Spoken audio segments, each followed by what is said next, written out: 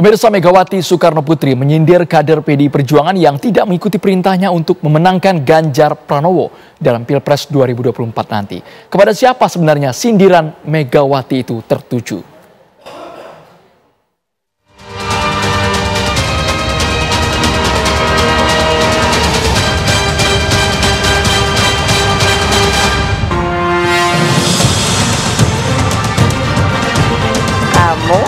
Masih sayang apa tidak sama ibu?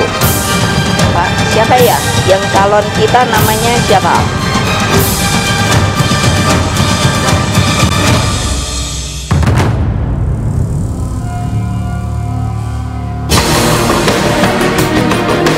Puncak perayaan Bulan Bung Karno di Gelora Bung Karno, Jakarta 24 Juni lalu menyisakan sejumlah teka-teki. Dalam pidatonya, Ketua Umum PDIP Megawati Soekarno Putri menyindir kadernya yang tidak menjalankan instruksinya dalam menghadapi Pilpres 2024. Kamu masih sayang apa enggak sama ibu? Lemes.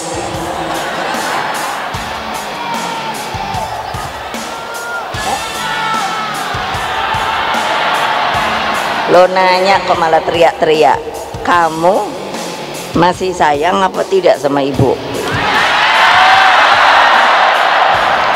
Kamu mau dengar dan jalankan instruksi saya apa tidak? Dijalankan apa tidak? Enggak bohong.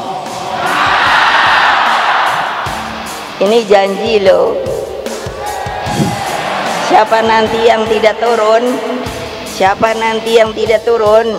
Ibu tahu loh. Ibu tahu, sangat tahu. Jadi orang yang seperti itu hanya ada dua. Mundur sukarela atau nanti ada aturannya.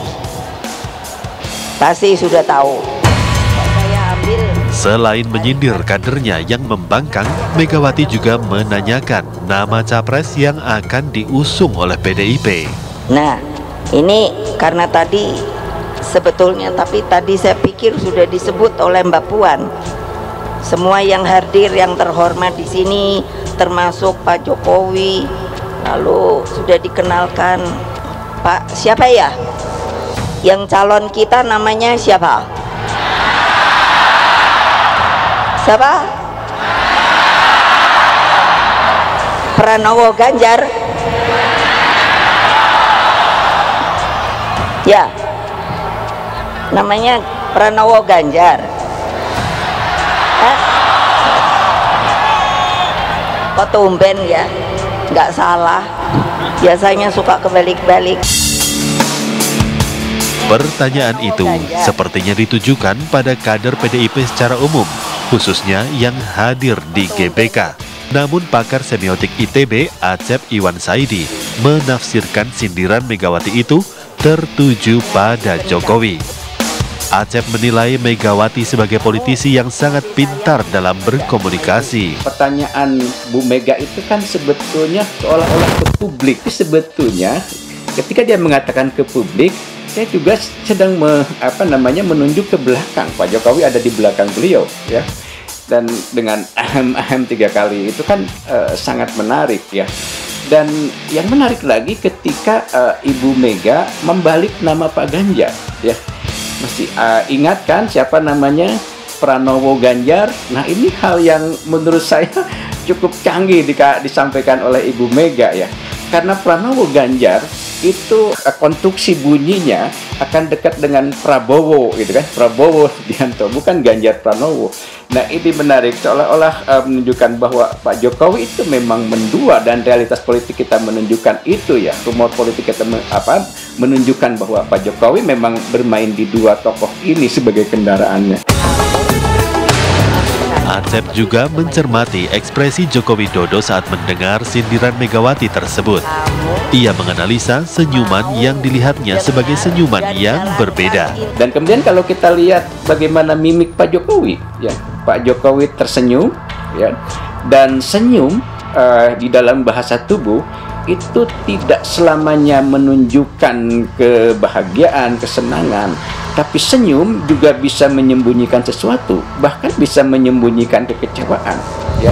Nah, dalam hal ini saya melihat bahwa senyum Pak Jokowi yang tersampaikan pada saat itu adalah senyum yang menunjukkan bahwa dia merasa, kan? Dia merasa bahwa apa yang disampaikan Ibu Mega itu sebetulnya bukan ke publik pertanyaan itu, tapi ke dia, ke beliau gitu. Maka kemudian beliau tersenyum. Betulkah sindiran Megawati itu ditujukan pada Presiden RI Joko Widodo? Dalam beberapa bulan terakhir, publik melihat kemesraan Presiden Joko Widodo dengan Menteri Pertahanan Prabowo Subianto. Kedekatan Presiden dan pembantunya sebenarnya suatu hal yang wajar. Namun di sisi lain, Prabowo adalah bakal calon presiden dari Gerindra. Sedangkan Jokowi adalah petugas partai dari PDIP yang memiliki baca pres sendiri, yaitu Ganjar Pranowo. Intensitas pertemuan Jokowi dengan Prabowo lebih banyak dibandingkan dengan Ganjar. Bahkan dalam beberapa kesempatan, Prabowo mendampingi Jokowi untuk urusan yang tidak berhubungan dengan tugasnya sebagai Menteri Pertahanan. Sebelumnya, sejumlah politisi PDIP menyatakan bahwa tidak ada dukungan Jokowi kepada Prabowo Subianto. Mereka menyatakan kedekatan Jokowi dengan Prabowo adalah basa-basi semata. Pakar komunikasi politik Karim Suryadi menyatakan bahwa penolakan itu justru bisa dibaca sebaliknya. Tetapi kan komunikasi politik bukan soal pernyataan resmi. Komunikasi politik adalah soal tanda, komunikasi politik adalah soal makna yang mencuat di balik tanda yang berbeda antara pernyataan formal dengan gambaran yang ada di panggung tengah atau panggung belakang. Jadi semakin sering orang mengatakan itu akan dicap sebagai sebuah self-fulfilling prophecy atau nubuat yang dipenuhi sendiri. Artinya semakin kencang penolakan atau semakin keras penyangkalan, maka itu akan dibaca sebagai sebuah pernyataan yang sebaliknya. Artinya ketika kedekatan itu dibantah gitu ya oleh Jokowi atau PDIP, namun praksisnya tetap berlangsung seperti itu, malah akan mengukuhkan dugaan publik.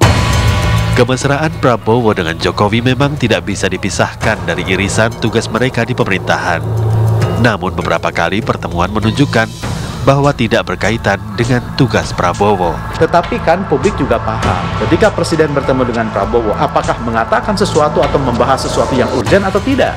Jika tidak urgent, maka pertemuan itu akan ditanggapi sebagai sesuatu yang berada di luar tugas kementeriannya. Dan kalau berada di luar tugas kementeriannya atau sesuatu yang tidak prioritas, tidak urgent, maka itu akan dianggap sebagai sebuah tindakan mengendorse. Apalagi dalam percakapan, apalagi dalam sikap, apalagi dalam gestur, di berbagai acara menunjukkan hal seperti itu. Jadi ini sebenarnya sebuah, sekali lagi, dilema partisan, Jokowi sebagai presiden, Jokowi sebagai kader PDIP, juga Prabowo sebagai bakal calon presiden Gerindra sekaligus Menteri Pertahanan. Kedekatan Jokowi dengan Prabowo tidak hanya menjadi pemberitaan media tanah air.